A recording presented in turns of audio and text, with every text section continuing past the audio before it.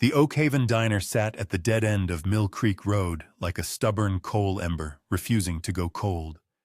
9 tables, a counter with 7 stools, the kind of place where the coffee was bad and nobody cared because the company was good. At 9:47 on a Tuesday night in November, the windows had fogged over from the warmth inside, and the rain outside came sideways off the Cascades in cold, needling sheets. Ruth Miller was 66 days into her first winter without Harold. She moved behind the counter the way she always had. Deliberate, unhurried refilling Hank Pruitt's decaf without being asked, nodding at the Delacroix sisters, who sat in the corner booth sharing a single slice of apple pie the way they had every Tuesday since 1987. The diner was hers and Harold's, and now it was just hers, and she kept moving, because stopping meant thinking, and thinking meant the grief hit like a truck. The bell above the door screamed. Clayton Briggs didn't walk into rooms. He occupied them. 6'2", 240 pounds of fourth-generation timber money. His Carhartt jacket was clean. The man had people to do his dirty work, but his boots were caked thick with black mud from the county plots east of Oak Haven Lake. That mud had a smell to it. Sharp wrong, like something chemical hiding inside something organic. He pulled out the stool at the end of the counter and sat down without being invited. Ruth. Not a greeting. A summons. She set the coffee pot down on the warmer. "We're about to close, Clayton." He slid a manila envelope across the laminate. "Sign this tonight and you don't have to open tomorrow." She didn't touch it. He'd been at this for 4 months. Ever since Harold died, Clayton had been circling the Miller property on Crooked Creek, 42 acres of high-ground timber that backed up against the lake's east shore. The last private parcel standing between Briggs Industrial and full control of the watershed. "That land is not for sale," Ruth said. Her voice was quiet and absolutely steady. The same voice she'd used when she told Harold's oncologist she needed him to explain it again slower, because she needed to understand every word. Clayton's jaw shifted. "You don't have a choice. Clayton, I want you to leave." He stood, picked up her coffee mug, and poured it. The scalding liquid hit the counter and sheeted over the edge onto her forearm. She gasped, stepped back. And before the gasp finished, his open palm connected with the side of her face. The crack of it cut through the diner like a bat on bone. Ruth went down. She caught the edge of the counter with her hip slid and hit the floor in a scatter of broken ceramic and pooled coffee. The Delacroix sisters were on their feet, but not moving. Hank Pruitt's hand was on his phone, and then it wasn't because Clayton turned and looked at him with those pale, flat eyes, and Hank put the phone back in his pocket. That was the calculus of Clayton Briggs's power. Nobody in this county called anyone. Not on him. He straightened his jacket. Looked down at Ruth, trying to push herself up off the tile, one hand bleeding where the mug had shattered. "Sign the papers," he said. "I'll leave them on the counter." The bell above the door screamed again. Cold air punched through the diner. The kind of cold that carries pine resin and wet granite and elevation. Jack Sullivan stepped inside. He was lean in the way that only came from years of carrying weight over hard ground, not gym lean, work lean. 38 years old, but his eyes sat in his face like a man who'd stopped counting. He wore a Filson coat canvas and oil waxed, and he held the door open just long enough for the dog to come through beside him. The Belgian Malinois was 72 pounds of coiled precision. Dark muzzle, amber eyes, a scar running from his left ear to his collar that told its own story. His name was Ranger, and he moved through the world on a frequency most people couldn't hear. He did not bark. He went still. The stillness of Ranger was a different thing than ordinary stillness. It was the stillness of a tripwire pulled taut. His nose dropped 2 inches, and his nostrils worked in rapid, silent pulses, processing, cataloging, locking onto something. The boots. Ranger moved toward Clayton, with his body low, his ears flat, his tail straight out behind him. Not aggressive. Precise. He stopped 8 inches from the mud-caked boots and held there, unblinking, breathing the air around them in long, controlled draws. Then he shifted into a posture that Jack recognized in his marrow, the passive alert. Not the bark and bite signal of a patrol dog. This was the signal they'd trained into him at the Naval Special Warfare Compound in Coronado. The signal that meant detected chemical compound, high probability of hazard.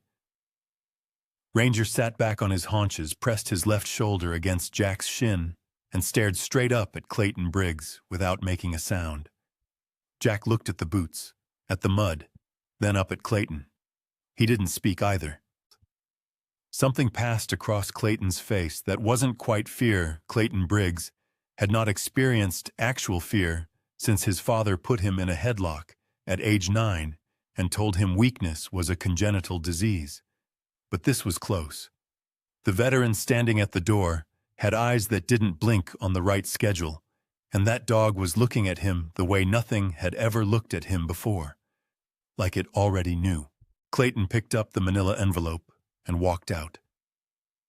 The bell above the door made its sound.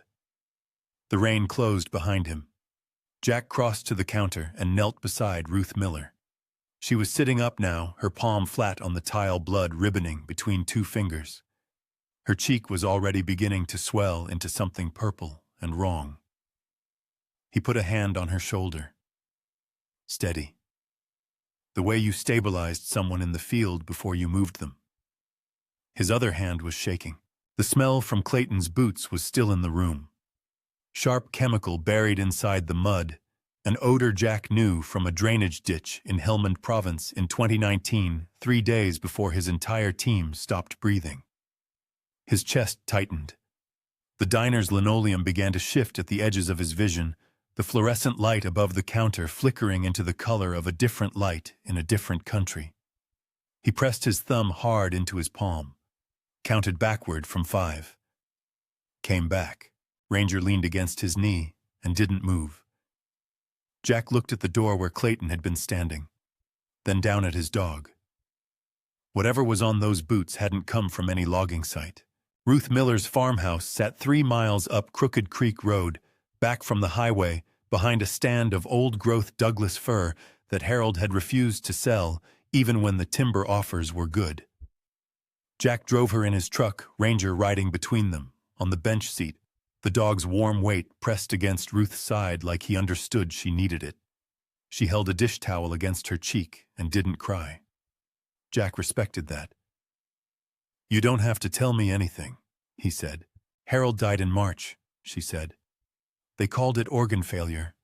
Multi-system." She paused. "He was 71, but he was healthy. I kept telling Dr. Reeves that. Healthy men don't just fail." Jack kept his eyes on the road. "He drank from the creek his whole life," she said. "We both did." He helped her inside, got ice wrapped in a second dish towel for her face, and sat across from her at the kitchen table while she told him the rest. Clayton had been pressuring Harold for 2 years before the illness started. The county had quietly rezoned 3 parcels east of the lake. The previous spring, rezoned for industrial use, no public hearing, no notice in the Gazette. 2 other families on Crooked Creek had sold. One of them, the Vasquez family, had a teenage son who'd been diagnosed with a kidney disorder 6 months ago. The county health office said it was genetic. Jack sat with that for a moment. "You have well water or creek fed?" he asked. "Creek fed, always has been." He looked at Ranger. The dog was sitting at the back door nose, working the gap at the bottom of the frame, reading the outside air. "Lock your doors tonight," Jack said. "Don't answer for anyone except me." She grabbed his wrist before he stood. Her grip was stronger than he expected. "Don't you get killed over my creek," she said. He didn't make her a promise he wasn't sure he could keep. The rain had settled into the kind of steady, windless pour that reduced visibility to 30 feet and turned the forest floor into a silent carpet. Good cover. Jack had worked in worse. He went over the fence line east of Ruth's property at 11:20 p.m. Ranger moving beside him off-leashed the dog, reading the ground, the way Jack read a topo map, constantly automatically, every step a calculation.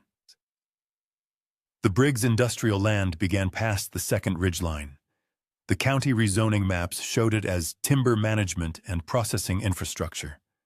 What that meant on paper and what it meant on the ground were two different things, and Jack had spent enough years in places where official paperwork was fiction to know the difference.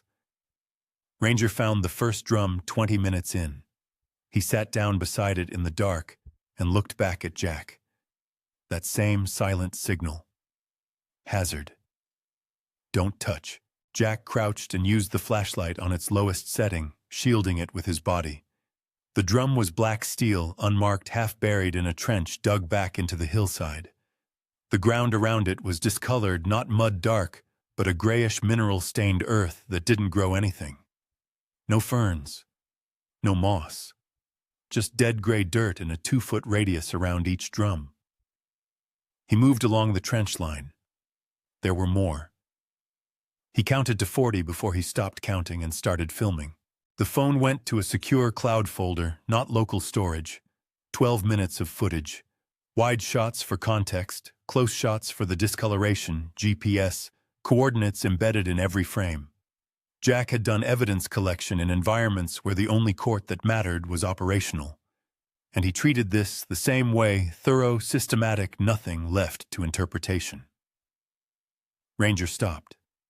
Jack went flat against a drum before the thought finished forming. The dog's ears were up and rotating forward left. Not a scent alert, a sound alert.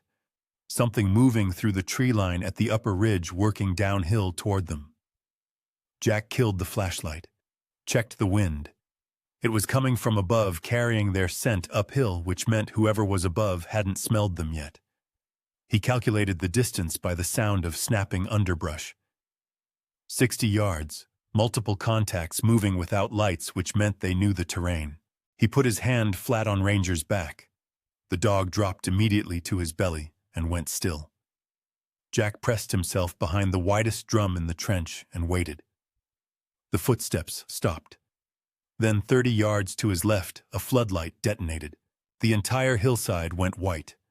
Not one light, a bank of them, motion-triggered, industrial-grade, bolted to steel posts along the ridgeline. In the sudden glare, Jack saw the perimeter clearly for the first time, chain link topped with razor-wire cameras on 20-foot poles and moving between the tree shadows, the shapes of men with rifles held at low ready. Not security guards. The way they moved said something different. Private military. Something.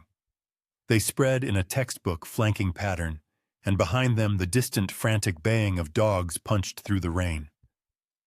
Working dogs. Following a scent trail. Their scent trail. Jack looked at Ranger. The dog was already on his feet waiting. 40 acres of dark timber. One exit route. 10 armed men closing it. He'd been in tighter geometry. He moved. Jack moved through the dark the way water moves downhill, not fighting the terrain, using it. He kept the ridgeline to his left, and the creek sound to his right, orienting by acoustics, the way he'd done in valleys where GPS was jammed and maps were wrong. Ranger ran 3 steps ahead, ghosting between the fir trunks, checking back every 15 seconds. They'd done this before. Not here, not in Oregon rain, but the geometry was the same, 2 bodies trying to get small inside a closing perimeter. He put 400 yards between himself and the floodlights, before the dogs behind him found the entry point in the fence. The baying sharpened. They had the scent clean now. Jack didn't run. Running burned oxygen and made noise and narrowed your thinking to a single desperate channel. He moved fast and controlled stepping on root systems instead of mud, using the creek noise to cover sound, his mind 3 moves ahead of his body.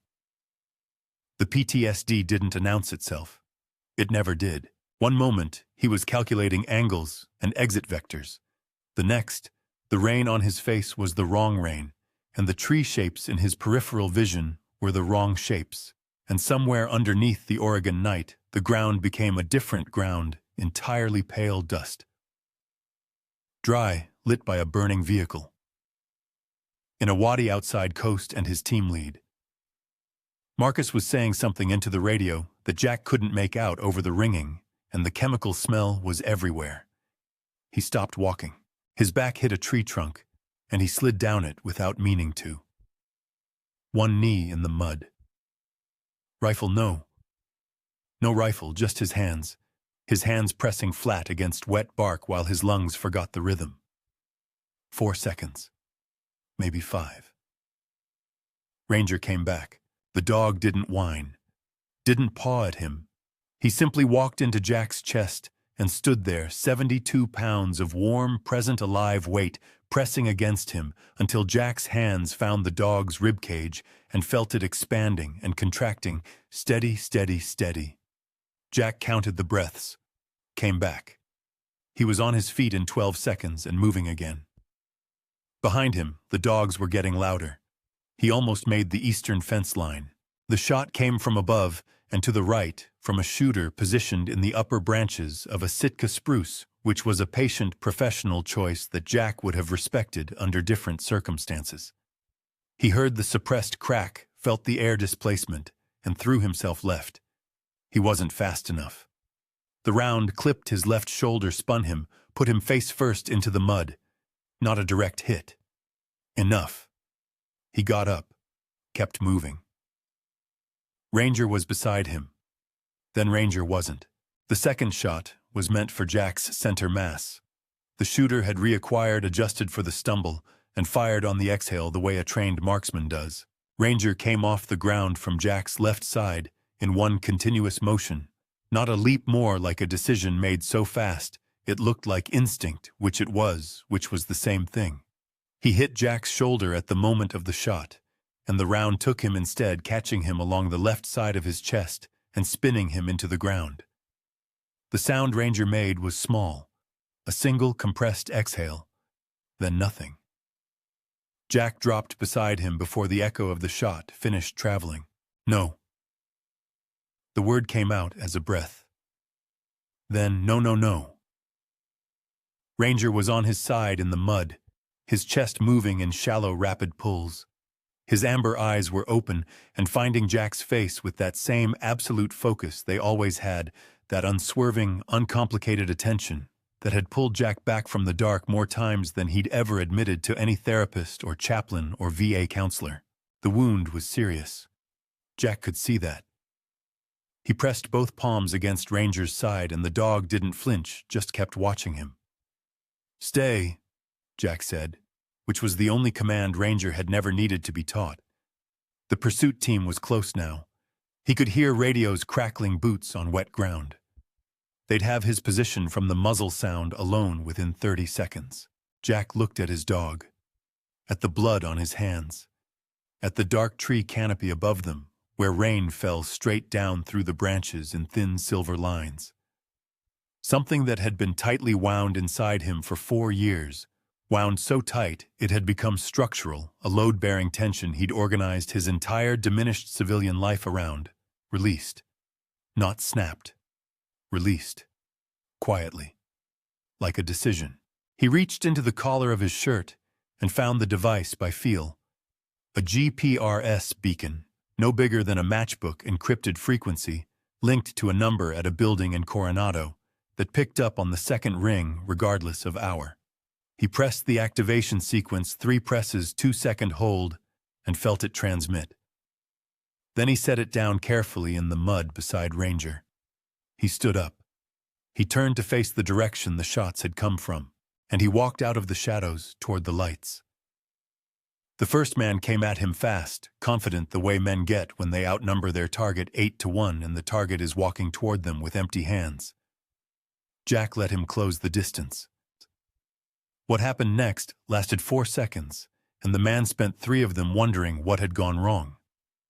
Jack used his momentum, his own body weight, the angle of the muddy slope, and a technique that had no formal name but which a master chief in Coronado had drilled into him until it lived below conscious thought.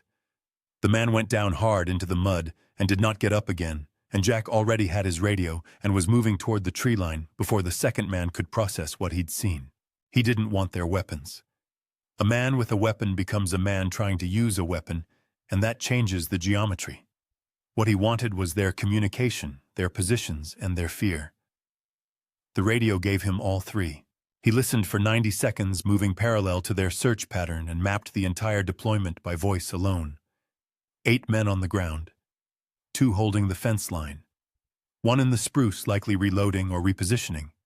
Clayton Briggs himself was somewhere near the drum trench. He could hear the man's voice cutting through the static, high-pressured, issuing orders to people who were becoming progressively less willing to follow them. Jack worked from the outside in. The forest did half his work for him. Old-growth fir and hemlock with root systems that made the ground uneven and unpredictable in the dark drainage gullies that cut without warning, nurse logs spanning low ground that looked solid and weren't. He knew the terrain better than they did because he'd walked it coming in, cataloged it the way he cataloged everything automatically, without deciding to. He moved through the outer positions methodically. No noise. No escalation beyond what was necessary to put each man on the ground and keep him there. He used zip ties from his jacket pocket. He carried them the way other people carried keys, and he left each man secured to whatever was anchored and close. The PTSD did not come back. He understood why on some level he couldn't have articulated to a therapist. In the field, there was no gap between thought and action, no space where memory could flood in and drown the present. This was the terrible irony of his condition. The thing that had broken him was also the only environment where he felt completely whole. He didn't examine that. He filed it and moved on. By the time he reached the trench, 4 men were zip-tied to trees, and 2 had made independent decisions to be somewhere else entirely. The shooter from the spruce had come down and walked directly into a root snare Jack had rigged across the only logical descent path, and was now sitting against the tree base with his hands secured above his head, looking at the dark with the expression of a man revising his career choices. Clayton Briggs was standing beside the drums with a flashlight and a phone, trying to reach Boyd on the radio and getting static. Jack stepped out of the tree line into the edge of Clayton's flashlight beam. Clayton swung the light at him, took a step back. His boot heel caught the edge of the trench, and he went down on one knee in the gray dead earth. Jack crossed the distance before Clayton recovered his footing, took him by the jacket collar, and put him face down against the slope beside the nearest drum. Not violent. Controlled. The way you secure something you want to stay put. He pressed Clayton's face 6 inches from the discolored soil. "Look at it," Jack said. Clayton said something that wasn't an answer. "The gray dirt," Jack said. "Look at it. That's what leaching industrial solvent does to topsoil over 14 months. Everything in that ground is in Crooked Creek. Everything in Crooked Creek is in Ruth Miller's water table." He paused. "It was in Harold Miller's water table for 2 years before his kidneys gave out." Clayton stopped talking. "I have 12 minutes of footage on a secure server that's not on any device you can find," Jack said. "GPS tagged, time-stamped with your fence line and your access road in the frame." The rain came down. Jack stood keeping one hand on Clayton's collar, and that was when the tree line on the access road lit up red and blue. A single cruiser. Sheriff's Department. It pulled to the edge of the clearing and sat there with its lights running, engine idling. The door opened, and Sheriff Roy Boyd stepped out in his rain gear, one hand resting on his holster, moving toward them with the unhurried pace of a man who believed the situation was already resolved. He looked at Clayton on the ground, looked at Jack. Then he drew his weapon and pointed it at Jack's head. The smile he produced was the kind that had nothing warm in it. "Son," Boyd said, "you just made the worst mistake of your life. PTSD vet, trespassing, assaulting private security." He shook his head slowly. "Jury in this county'll have you committed before lunch." Jack looked at him. He did not move his hands, did not change his expression. He simply waited. Boyd held the gun steady. Career lawman, 23 years on the job, and his hand did not shake. Jack gave him that much. "Radio your deputy," Boyd said. "Tell him we have a situation on the Briggs tract. Trespasser in custody." He wasn't talking to Jack. He was talking to the empty air, rehearsing the narrative, testing the weight of it. Clayton was already getting to his feet, brushing mud from his jacket, with the automatic dignity of a man who believed the natural order had been restored. "Told you Boyd would sort it," Clayton said. Jack looked at Boyd's face. Not at the gun, the face. The eyes, specifically. He'd spent enough time in rooms with men holding weapons to read the difference between a man who was afraid and a man who had made his calculation and was now simply executing it. Boyd had made his calculation. The gun wasn't a warning. It was a period at the end of a sentence he'd already written. 14 months, Jack said. Boyd's eyes tightened slightly. "That's how long you've known about those drums," Jack said. "County rezoning went through April of last year. You signed off on the variance request. I'm guessing the number was somewhere north of 400,000, wired in 3 installments to a routing number in the Caymans, because that's the structure men like Clayton use when they want the paper trail to end somewhere warm and uncooperative." Boyd's jaw set. "Shut your mouth. Harold Miller was dead by March," Jack said. "You went to the funeral, stood next to Ruth at the graveside, told her Harold was a good man." Something moved across Boyd's face. Not guilt. Guilt had a softness to it. This was the specific discomfort of a man hearing the correct version of a story he'd spent months replacing with a different one. "Last chance to think this through," Boyd said. Jack said nothing. Boyd's finger moved to the trigger. The red dot appeared on Boyd's chest so quietly that for a half second, Boyd didn't understand what he was looking at. He glanced down. Then a second dot materialized 2 inches above the first.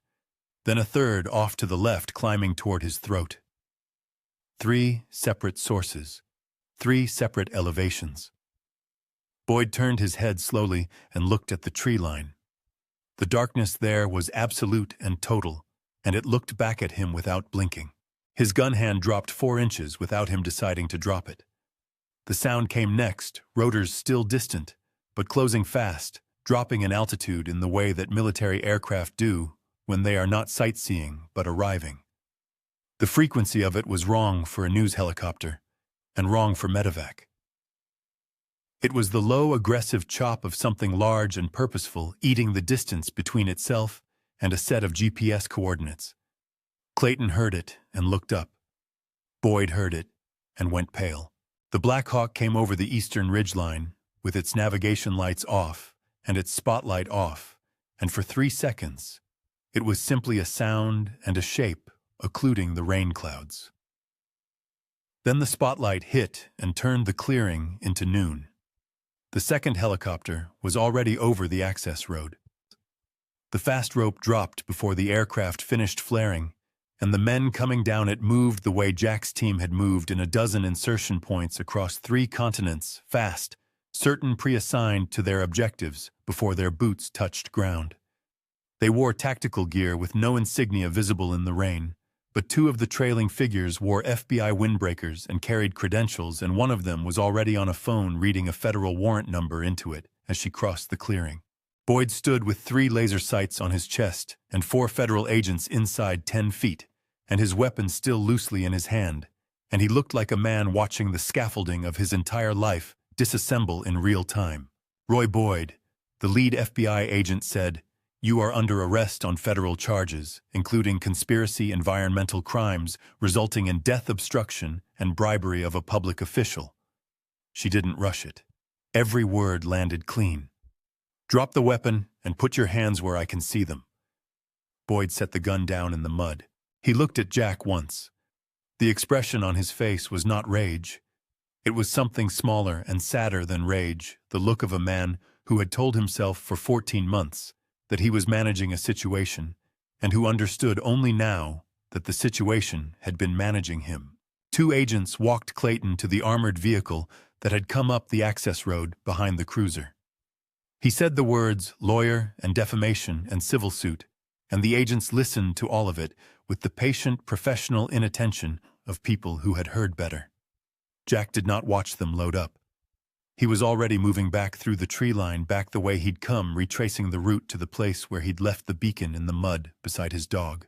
Ranger was where he'd left him, still on his side. His breathing was shallow and far apart now, each inhale a small labor, his amber eyes half closed against the rain. Jack dropped to his knees in the mud. "Hey," he said. Just that word. The way you'd speak to someone you'd known your entire life. Ranger's tail moved once. Barely. But it moved. Jack gathered him up as carefully as he knew how, stood with the dog's full weight against his chest, and turned toward the lights. "Medic," he said to no one and everyone. "I need a medic right now." His voice cracked on the last word. He didn't try to stop it. The veterinary surgical team out of the Naval Special Warfare Support Unit in Bremerton arrived by ground transport at 3:40 a.m. 2 surgeons, 1 anesthesiologist, a trauma tech, who'd worked military working dogs in Kandahar and Mosul and knew exactly what she was looking at when they laid Ranger on the table. Jack sat in the hallway outside the surgical bay on a plastic chair that was too small for him. His shoulder had been wrapped by a federal medic. Someone had given him a cup of coffee that he held without drinking. The fluorescent light above him buzzed at a frequency that should have been annoying, and wasn't because he was somewhere below the level where annoyance registers. He sat there for 4 hours and 11 minutes. He knew the exact number because he watched every one of them pass on the clock, mounted above the supply room door, across the hall. And counting was the only thing that kept the silence from becoming the wrong kind of silence, the kind that had a waddy in it, and burning fuel and the specific weight of absence. At 7:51 a.m., the trauma tech came through the door. She was still in her surgical scrubs, and her expression was the careful, neutral expression of someone who had learned to deliver information without coloring it. Jack stood up before she reached him. She said, "He's stable." Jack sat back down. He put his face in his hands and stayed there for a long moment, and the trauma tech, to her considerable credit, simply stood beside him and said nothing until he was ready. "He's going to need 6 weeks of restricted movement," she said. "The round cracked 2 ribs and nicked the pleural lining. We repaired it. His lung reinflated clean." She paused. "He's a strong dog." "Yeah," Jack said. "He is." The federal case moved with the speed that cases move when the evidence is 12 minutes of GPS-tagged video, 47 barrels of documented industrial solvent, a money trail that took forensic accountants 9 days to fully map, and 2 defendants who immediately began blaming each other in separate holding facilities. Clayton Briggs was indicted on 19 counts, including illegal dumping of hazardous materials, conspiracy, and negligent homicide in connection with Harold Miller's death. His legal team was expensive and loud, and ultimately irrelevant. The EPA regional director flew in from Seattle and held a press conference on the steps of the Oak Haven County Courthouse. The governor's office issued a statement. Boyd took a plea. 12 counts. Federal sentencing guidelines left his attorney very little room to work with, and the judge, a 68-year-old woman from Eugene who had grown up near a Superfund site, appeared to find the room anyway and then declined to use it. Briggs Industrial's operating licenses were suspended, pending full environmental remediation.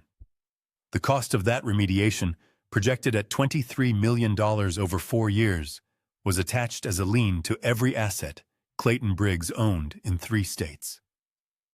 The Vasquez family's son started treatment at OHSU in Portland, covered by a victim compensation fund that the federal settlement required Clayton to establish within 90 days. Ruth Miller did not attend any of the proceedings. She reopened the diner. 31 days after the surgery, Jack drove back to Oak Haven on a Tuesday morning, when the rain had finally stopped, and the Cascades were visible for the first time in weeks, white-capped and enormous against a sky the color of good denim. Ranger rode in the passenger seat. He wore a broad wrap of white surgical bandaging around his chest that he had accepted with the dignified resignation of a dog who understood it was non-negotiable. He sat upright and watched the road with his usual attention, cataloging the world through the window as they descended into the valley. The Oak Haven diner had new paint on the exterior. Someone Jack suspected the Delacroix sisters had organized it, had done the trim in a deep green that matched the fir trees behind it. Ruth was behind the counter. She looked up when the bell above the door announced them, and her expression did the thing that faces do when relief and happiness and grief all arrive at the same moment, and the face has to accommodate all three. She came around the counter, and she hugged Jack first, which surprised him, and then she crouched down in front of Ranger and cupped the dog's face in both hands and looked at him for a long moment without saying anything. Ranger held very still for this. "You sit down," she told Jack. "Both of you." She brought coffee for Jack, good coffee, the kind she kept behind the counter, for people she'd decided mattered, and then she disappeared into the kitchen.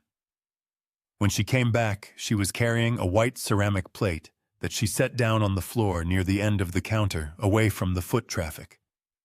On the plate, a piece of grilled sirloin, no seasoning, sliced into careful strips, the way you'd cut food for someone you wanted to make sure could eat it comfortably.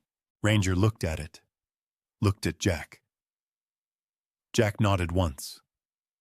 The dog lowered himself to the floor with the careful deliberateness of the recently injured and began to eat. His tail moved in slow, steady arcs against the clean linoleum. Jack watched him and felt something in his chest that had been clenched for 4 years open like a hand finally letting go, not healed. He understood enough to know it wasn't that simple, and anyone who told him otherwise was selling something, but different.